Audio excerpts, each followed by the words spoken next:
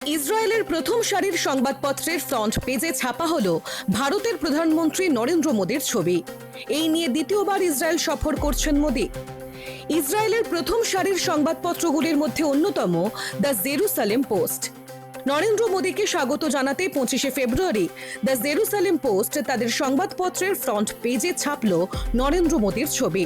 24 তারিখ social media এক্সে একটি পোস্ট করে একথা ঘোষণা করেন এই সংবাদপত্রের সম্পাদক জেভিকা ক্লেইন।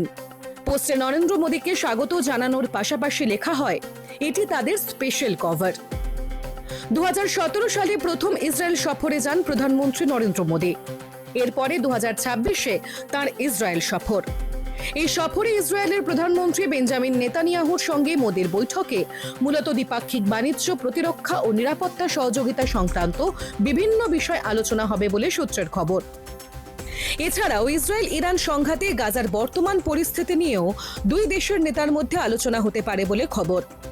একটি সর্বভারতীয় সংবাদ সংস্থা সূত্রে খবর, ইসরায়েলের সংসদ কেনেসেটে ভাষণও দিতে পারেন নরেন্দ্র মোদী, যা ভারতের কোনো প্রধানমন্ত্রী হিসেবে প্রথম।